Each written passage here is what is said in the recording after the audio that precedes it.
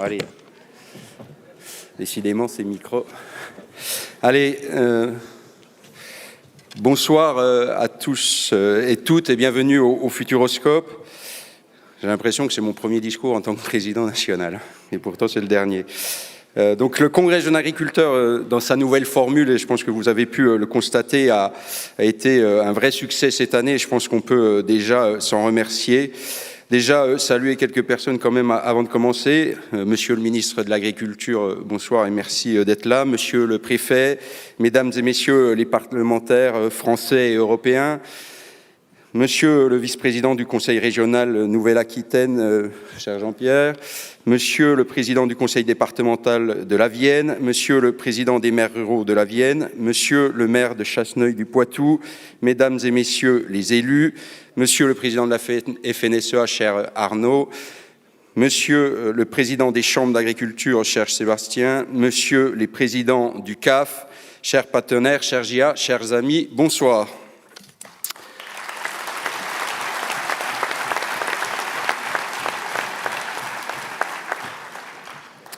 Vous dire que pour moi c'est une immense fierté d'ouvrir officiellement ce 57e congrès de jeunes agriculteurs dans un, je pense, endroit magnifique, dans des lieux où on ne peut pas rêver mieux pour tenir un congrès en termes de logistique, en termes d'infrastructure.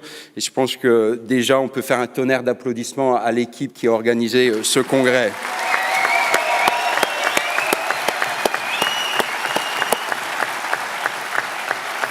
Alors, un congrès qui se tient dans un moment particulier, parce qu'on vient de vivre une année historique pour notre syndicalisme au regard des mobilisations qui ont été sans précédent.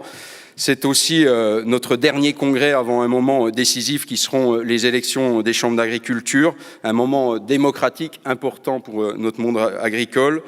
Il y a d'ailleurs, et j'en profite, un rendez-vous qui va être important aussi pour le monde agricole, c'est celui de dimanche, le 9 juin, et les élections européennes. Et bien sûr, comme à chaque fois, les jeunes agriculteurs comptent sur leur réseau pour se déplacer aux urnes, tant l'avenir européen est important. Alors, avant d'aller plus loin, je l'ai fait, mais le refaire, déjà remercier toute l'équipe GA86 et particulièrement les deux coprésidents, Mathieu et Benjamin, tout le comité d'organisation et Alexis, l'animateur. C'est un immense travail que vous avez réalisé sur ce congrès. C'était un vrai pari, c'était pas gagné d'avance, vous nous l'aviez dit, c'était une équipe qui n'a pas moult mains comme certains départements en termes de bénévoles ou d'adhérents, mais vous avez su relever ce défi, vous avez su honorer votre candidature. Donc un grand bravo à vous et un grand merci à vous déjà.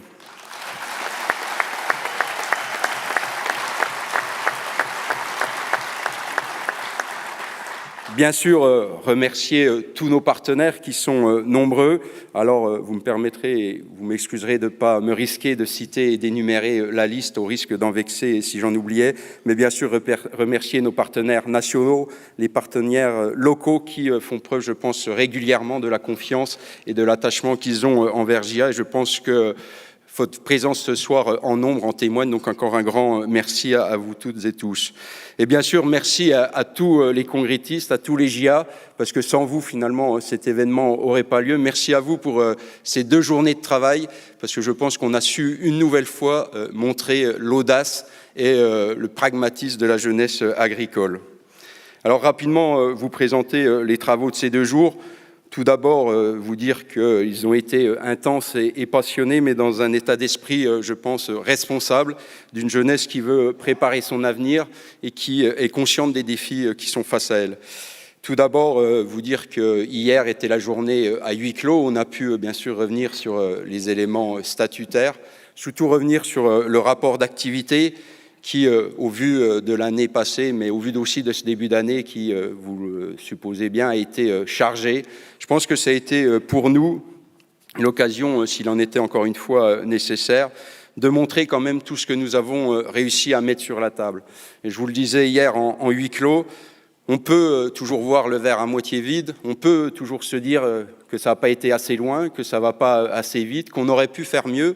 Mais je vous le disais aussi, imaginez si GIA n'était pas là et si GIA n'avait pas été là aux côtés de son partenaire historique qui est la FNSEA. Qui aurait été chercher les 67 mesures qui sont mises sur la table actuellement ? Qui aurait été chercher une PLOA malgré toutes les critiques et certains syndicats qui ont appelé à voter contre? Qui va au quotidien finalement définir, penser l'avenir agricole? Et pour ça, je pense qu'il faut qu'on soit fiers de nous. Soyez fiers d'être des JA, soyez fiers d'oser, soyez fiers de penser. Et c'est comme ça, en allant vendre notre bilan, en allant défendre nos acquis, en allant montrer que nous, on n'a pas peur de prendre des responsabilités, que nous, on n'a pas peur de s'engager sur des décisions aux côtés des gouvernements qui sont élus démocratiquement par le peuple. C'est comme ça qu'on fera avancer l'agriculture, mais c'est surtout comme ça qu'on aura gagné les élections Chambre l'année prochaine en janvier 2025.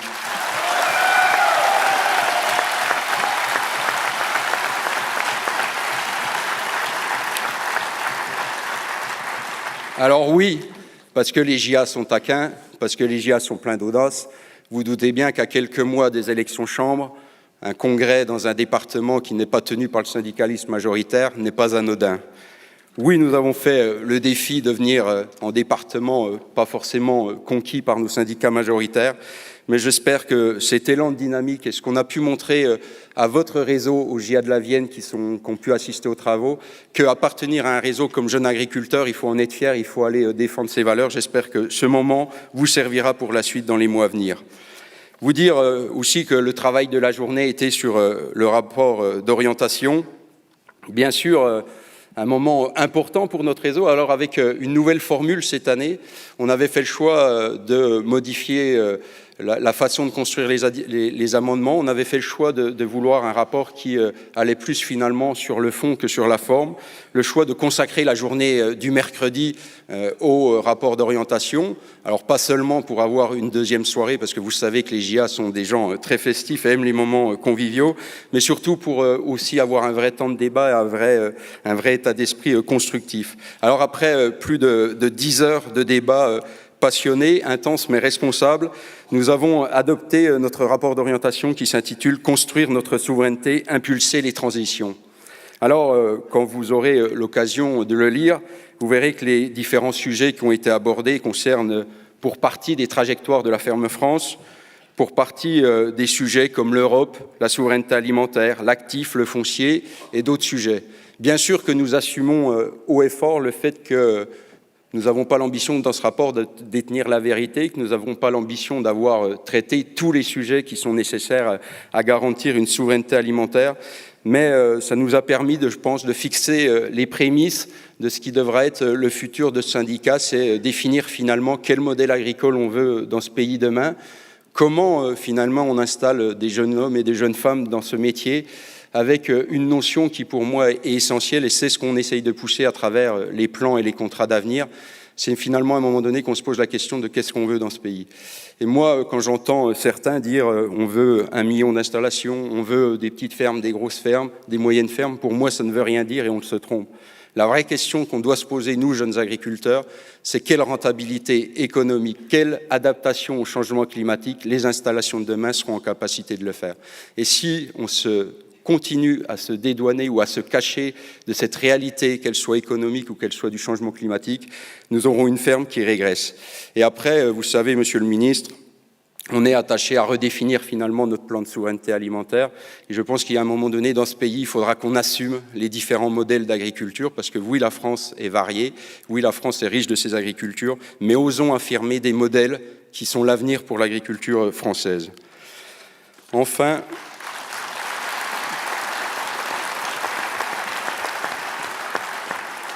alors, bien sûr, après ce discours, il y aura tous les discours, bien sûr, de toi et des différents représentants.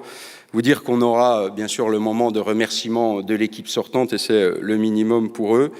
Vous dire que demain, on aura un temps important et on compte sur vous pour être à l'heure. Vous dire qu'on aura la présentation de la nouvelle équipe, parce qu'on est en année élective chez Jeunes Agriculteurs. Tout notre réseau a renouvelé ses équipes, et donc c'est venu pour le temps de la structure nationale de la renouveler. Vous dire qu'on aura la présentation de notre événement Terre de Gym 2024, où d'ores et déjà je vous invite à venir découvrir le plus beau département de France.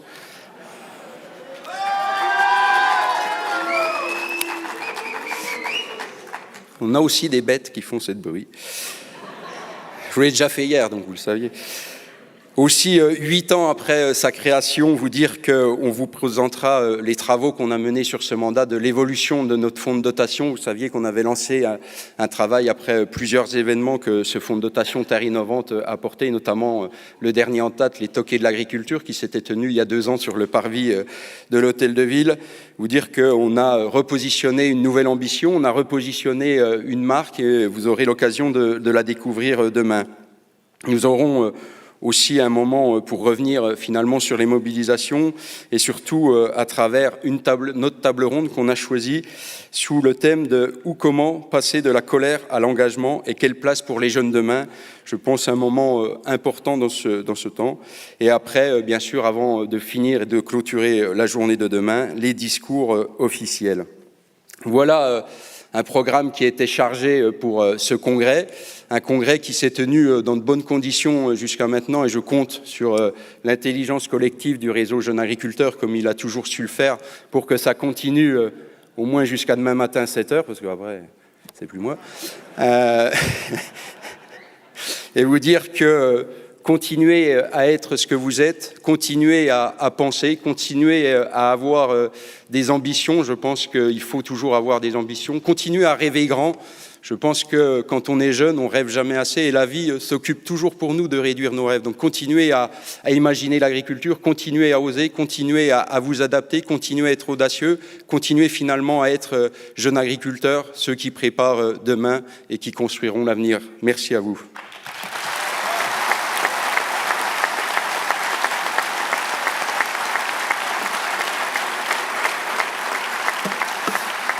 Alors, vu que c'était mon dernier discours officiel, vous me permettez de prendre encore quelques minutes pour faire des remerciements peut-être un peu plus personnels. Ce n'est pas le moment le plus facile, finalement, les négociations avec le Premier ministre étaient peut-être plus simples, Arnaud.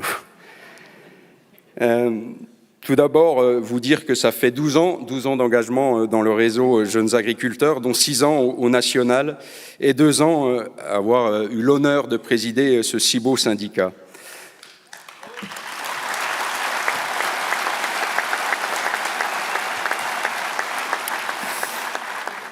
Alors, pourquoi JA, finalement, c'était à la base, je pense, comme tout à chacun, l'occasion, finalement, de partager et de pouvoir échanger avec les jeunes du canton.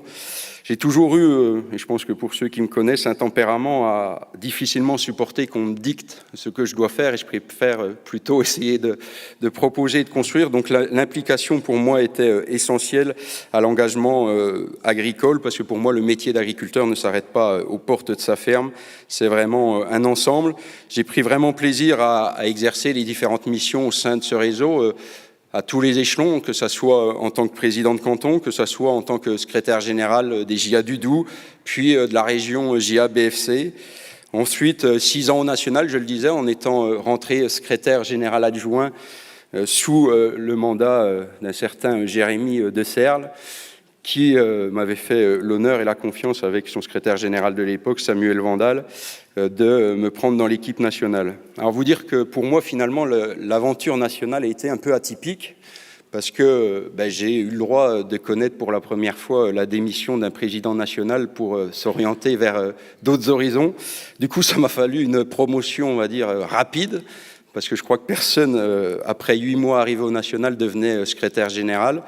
Un mandat assez particulier, parce qu'aux côtés de Samuel, que je remercie, qui doit, à mon avis, bien se cacher quelque part, m'a fait confiance aussi pour être son secrétaire général. On a vécu des moments assez inédits, et je pense qu'on n'était pas préparés. Un Covid que vous avez tous traversé, mais vous imaginez au niveau national ce que ça a pu être. Une guerre en Ukraine et un salon de l'agriculture assez particulier. Et enfin, en tant que président, je puis dire, un mandat assez historique et un début d'année assez sportif avec des mobilisations sans précédent et finalement une formation accélérée. Et vous dire que ça aura été vraiment des moments inoubliables. Vous dire que je pense et j'encourage vraiment tout le monde à saisir ces occasions-là, à oser vouloir s'engager chez JA, parce que c'est vraiment, et pour la petite histoire, Mon premier congrès, je suis rentré à GIA en 2011 en tant qu'adhérent. 2012, je passais président de canton. Et mon premier congrès, finalement, c'était en 2012 à Pontarlier, dans le Doubs. Et c'était la sortie de 2 personnes. Alors, il y en a un qui ne pouvait pas être là, et je ne sais pas si Jean-Michel était là, mais le SG de l'époque du Doubs, c'était Christophe Chambon, alors, qui a préféré faire ses foins plutôt que de venir me dire au revoir.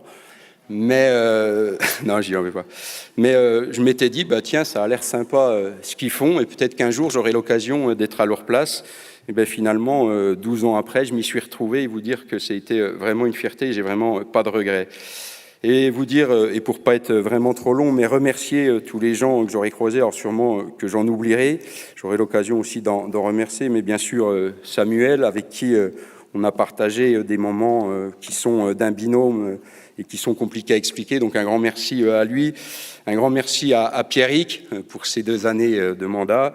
Bien sûr, les membres de bureau, c'est le moment qui devient moins drôle, mais les membres de bureau, on aura l'occasion de le faire, mais vraiment merci à ce bureau sur cette mandature, parce que je le disais hier au rapport d'activité, mais un président sans une équipe unie, sans une équipe armée capable de travailler sur les dossiers, finalement, il ne sert pas à grand-chose, et je pense qu'on a pu le démontrer hier que j'avais une équipe en or au bureau, une équipe en or au CA, donc un grand merci à vous, même si on va les féliciter, mais je pense que vous pouvez les applaudir pleinement.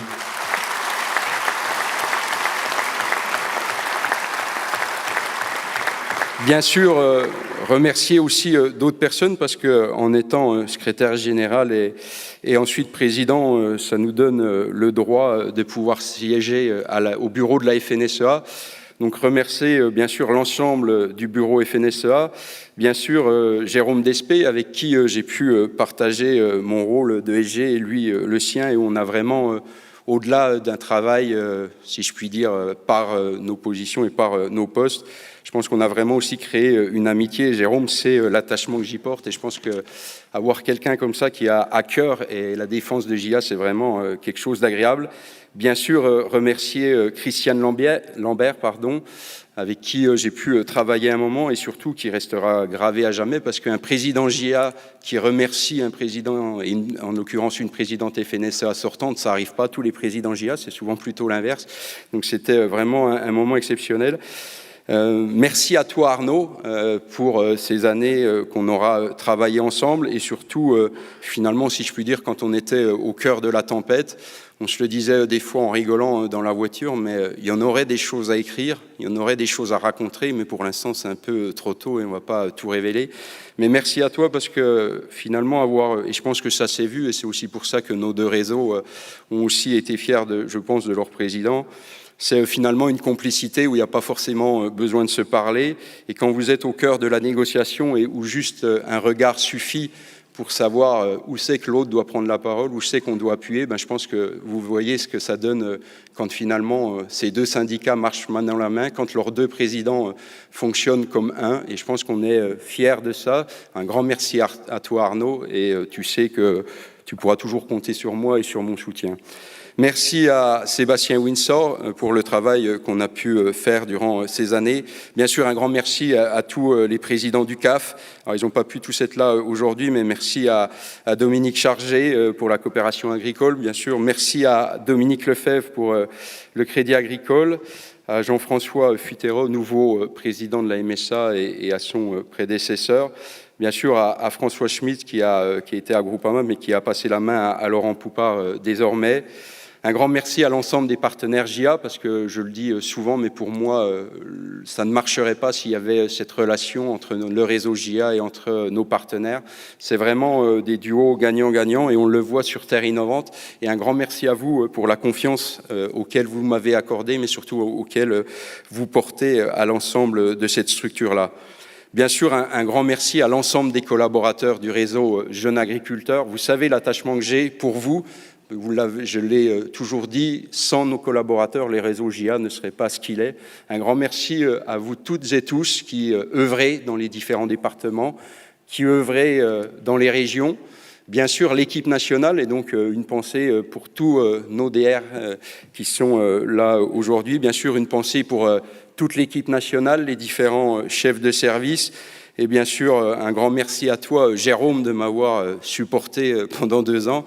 parce que on a chacun nos tempéraments et on a nos sauts d'humeur, mais te dire que c'est vraiment agréable d'être président avec un directeur comme toi qui a une connaissance, qui a une approche et qui nous ramène toujours des fois à la raison si on s'écarte trop. C'est vraiment un plaisir de travailler avec ça. Donc un grand merci à toi et vous pouvez les applaudir fortement.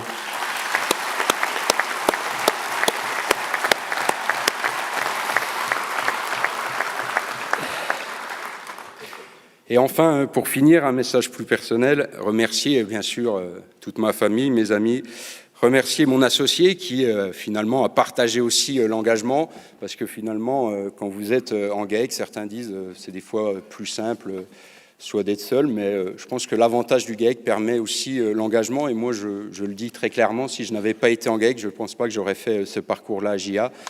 J'ai eu la chance d'avoir un associé qui a toujours compris l'engagement, qui a toujours partagé. Alors, on a toujours pris les décisions avant que je prenne l'engagement, mais pour ça, je veux le remercier, parce que 6 ans au national, et vous doutez bien que sur les derniers mois, il ne m'a pas beaucoup vu, mais un grand merci à lui, et je pense à lui qui, à l'heure actuelle, fait les foins, comme d'habitude, à ma place.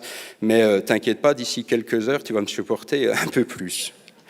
Et bien sûr, enfin, un merci à la maison, parce que c'est la partie qui souffre le plus, qui passe souvent avant tout le reste, parce que quand vous êtes à Paris et que vous rentrez, il faut aussi aller donner la compensation de ne pas avoir été présent dans le GAEC. Donc finalement, ceux qui trinquent au final, c'est ceux qui sont à la maison. Donc un grand merci à ma future femme Audrey, et puis une pensée à Ethan, à mon petit, et Enzo, son fils. Mais vous inquiétez pas, vous allez bientôt me supporter assez. Merci à vous.